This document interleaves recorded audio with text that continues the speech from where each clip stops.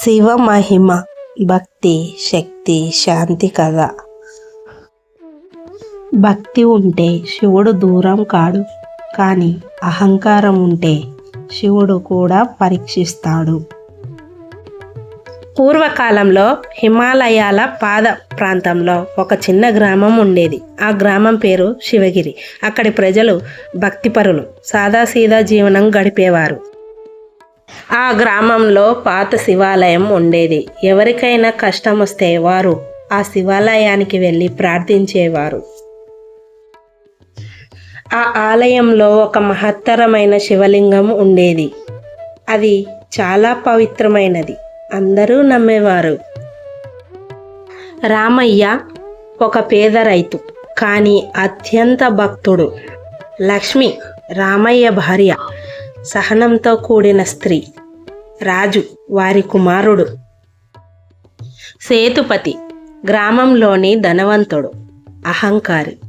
శివుడు సర్వేశ్వరుడు, భక్తులను పరీక్షించే దేవుడు. మీరు ఇలాంటి ఆధ్యాత్మిక కథలు వినాలంటే మా ఛానల్ను తప్పకుండా ఫాలో అవ్వండి. ప్రతిరోజు కొత్త కొత్త కథలతో మీకోసం మీ ముందుకు వస్తుంది మీ ఐ కథల ఛానల్. రామయ్య చాలా పేదవాడు. అతనికి చిన్న పొలం మాత్రమే ఉండేది. ఎండలు పడితే పంటలు పాడైపోయేవి. అయినా కూడా అతను ఎప్పుడూ శివుడిపై విశ్వాసం కోల్పోలేదు. ప్రతి ఉదయం అతను శివాలయానికి వెళ్ళి ఇలా ప్రార్థించేవాడు: ఓం శంభో శంకర, హర హర మహాదేవ శంభో శంకర. స్వామి, నాకు ధనం ఇవ్వకపోయినా పర్వాలేదు, కానీ ధైర్యం ఇవ్వు స్వామి. అలాగే మనశ్శాంతి కూడా ఇవ్వు స్వామి. ఓం నమ శివాయ, శివాయ నమః అని ప్రతిరోజు శివాలయానికి వెళ్ళి ప్రార్థించేవాడు. అతని భార్య లక్ష్మి కూడా ఎంతో సహనంగా ఉండేది. వారు చాలా కష్టాల్లో ఉన్నప్పటికీ దేవుడిని ఎప్పుడూ నిందించలేదు. ఒక సంవత్సరం తీవ్రమైన కరువు వచ్చింది. పంటలు పూర్తిగా పాడైపోయాయి. రామయ్య దగ్గర తినడానికి కూడా అన్నం లేదు. ఇంతలో గ్రామంలోని ధనవంతుడు సేతుపతి రామయ్యను చూసి నవ్వుతూ అన్నాడు: నీ శివుడు ఎక్కడా? ఎందుకు నీకు సహాయం చేయడం లేదు? ఆ మాటలు విన్న రామయ్య హృదయాన్ని గాయపరిచాయి. కానీ అతను ఒక్క మాట కూడా తిరిగి ఎదురు చెప్పలేదు. ఇంతలో రామయ్య కుమారుడు రాజు అనారోగ్యానికి గురి అయ్యాడు. డాక్టర్కి చూపించడానికి కూడా రామయ్య దగ్గర డబ్బు లేదు. పరిస్థితి మరింత దారుణంగా మారింది. రామయ్య ఆలయంలో కూర్చొని కన్నీళ్లు పెట్టుకున్నాడు. ఓ దేవుడా, నా కొడుకును కాపాడు. నేను ఏ తప్పు చేశాను అని రామయ్య దేవుణ్ణి ప్రార్థించాడు. అతని హృదయం విరిగిపోయింది. అయినా కూడా అతను దేవుడిపై విశ్వాసం కోల్పోలేదు.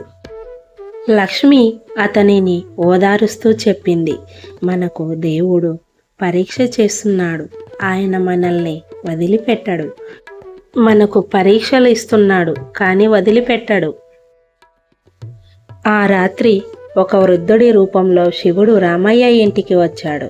నాకు తినడానికి ఏమైనా ఉందా అని అన్నాడు. శివుడు భక్తులను పరీక్షిస్తాడు, కానీ వారి భక్తికి తప్పకుండా ఫలితం ఇస్తాడు. రామయ్య దగ్గర ఒక్క ముద్ద అన్నం మాత్రమే ఉంది. అయినా కూడా అతను అది ఆ వృద్ధుడికి ఇచ్చాడు. వృద్ధుడు నవ్వుతూ ఇలా అన్నాడు: నీ భక్తి నిజమైనది, నీకు శుభం జరుగుతుంది అన్నాడు. మరుసటి రోజు ఆశ్చర్యకరంగా వర్షం కురిసింది. రామయ్య పొలం పచ్చగా మారింది. అంతేకాదు, రాజు ఆరోగ్యం కూడా మెరుగైంది. గ్రామంలో అందరూ ఆశ్చర్యపోయారు.